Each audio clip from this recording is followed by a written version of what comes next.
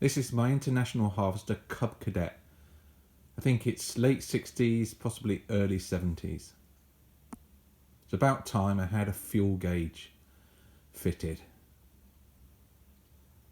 So that's what I'm planning on doing today.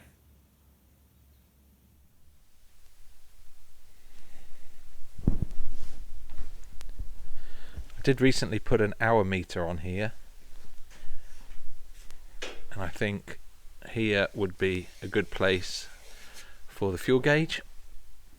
I've got an oil pressure light and a battery charge light.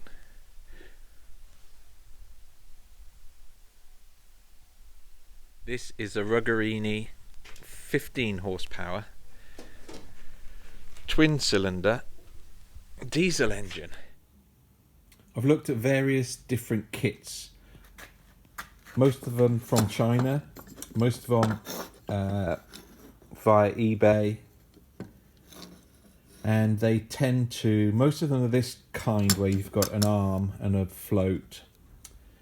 I have fitted one to a friend's generator, but it didn't last all that long. It didn't seem to, this section here seemed to be the weakness. They look kind of half decent quality. I wouldn't say top quality, but and this one looks a little bit better. This is a little bit more robust than the one I've used previously. I also have one that's like a magnetic bar and tube, and I'll show you that shortly. You'll see that one, and that's the one I've chosen to fit today.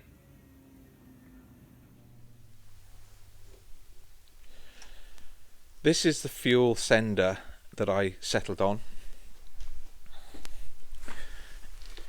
It should just about fit. I know that it looks like it's going to be below the tank there, but I'm going to put a flange on here, so hopefully it will just about fit in. This side here had a plastic strengthener that went all the way across to there, so I've just very carefully sanded and ground that away so that that will slide down in there. I'll need to drill a hole here. What I have done is made a flange, and the idea being that this will fit through that flange and will bolt onto these 5mm threaded holes with the 5mm screws that came with the sender itself. Now, because it's plastic and it's hard to get nuts and bolts in and stuff underneath, what I thought I would do would be to rivet this plate onto the top of the tank. So pop rivet, so that's what these countersink holes are for. So 5 of those. I'll put a seal on, pop rivet that onto there. Of course I'll drill a hole out here as well, and then the sender then can bolt onto this with a rubber gasket between this plate and the sender itself. That's the plan anyway.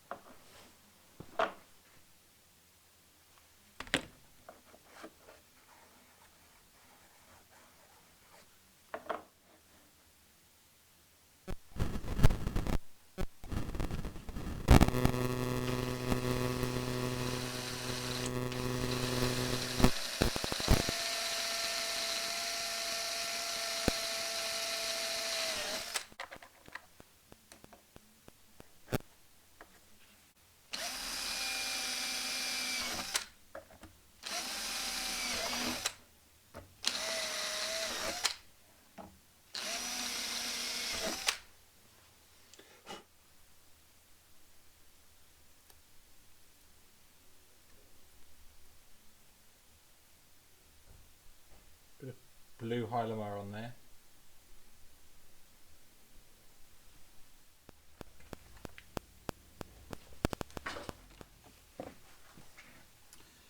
So this is a metal plate about 2mm thick and a paper gasket and some not Loctite, some Thermotite blue gasket sealant between both faces.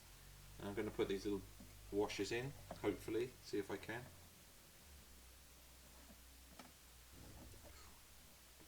Boy oh boy.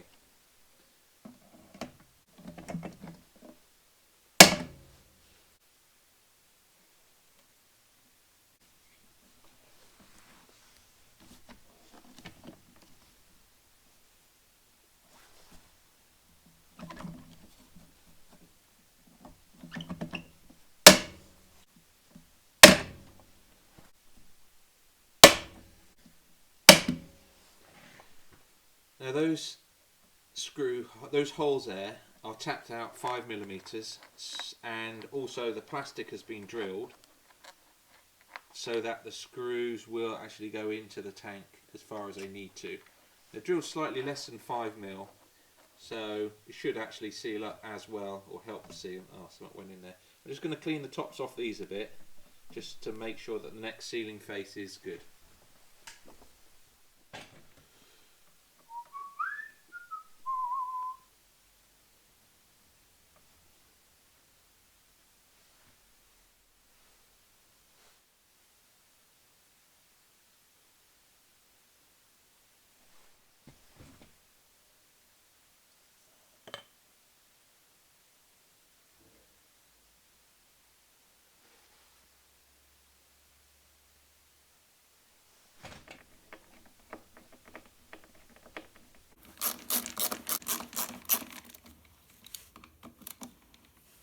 Yeah, that looks like that'll do the job.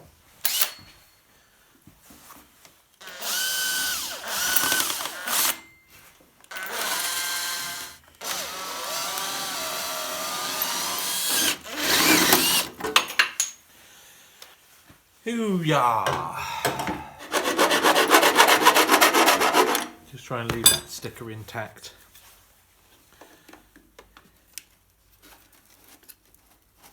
There we go. Voila! Right. Just need to fit that on the back.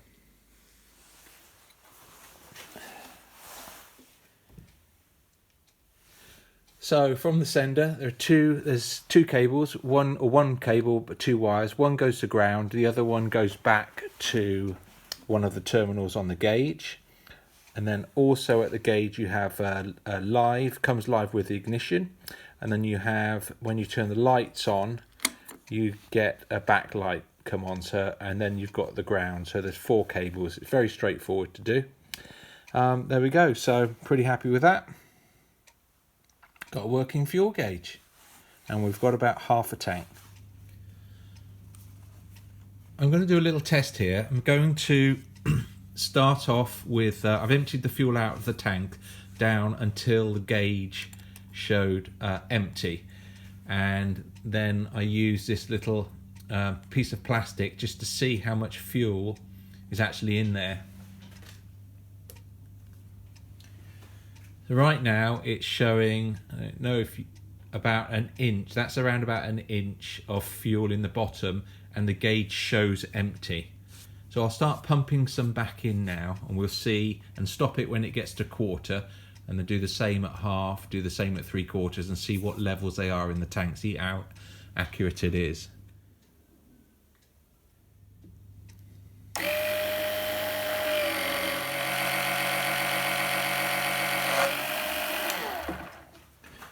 So you'll notice that the fuel gauge jumps from empty to a quarter. And what I noticed when I was testing the gauge earlier is that it jumps from empty to quarter, then quarter to half, then half to 5/8, and then 5/8 to 3/4, and then 3/4 to full. So this is a stepper motor in here, and I think that's the reason it does that. It just does it It's probably down to the accuracy of the actual sender. It doesn't worry me. It's just a peculiarity of this type of this particular kit.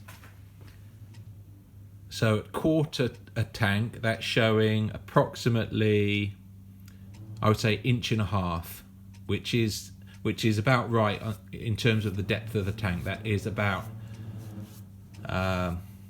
quarter of a tank.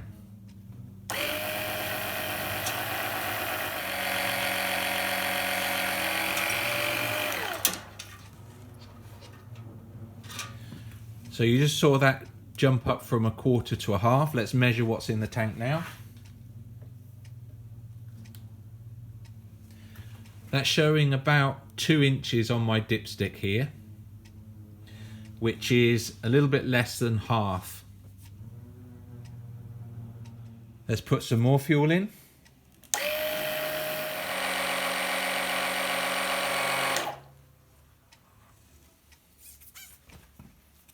And take a measurement.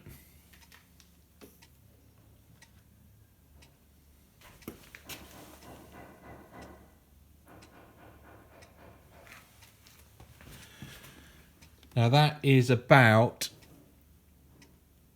just over 3 inches, I would say, about 3¼ inches, which is just over half a tank, which is pretty close to what that gauge is showing. Let's continue.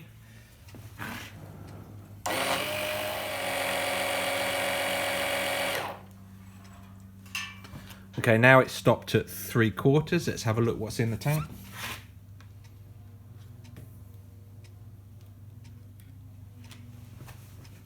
That's showing around 4 inches. Let's carry on.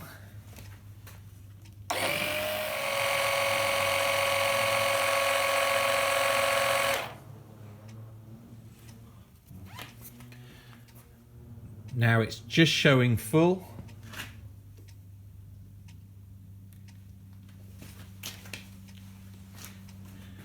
There's about 5 inches on the dipstick, and that's about 1 inch away from the very top of the tank. The tank is about 6 inches tall, so that's pretty good. I'm really pleased with that. So when I'm using my fuel up, I know that this gauge is going to be pretty close to exactly what's in the tank. Thanks for watching. Well, thanks for watching. I've got all kinds of videos on this sort of thing. Give us a thumb up and check out some of the other videos. I will perhaps do one on the Cub Cadet and the engine change. Cheers.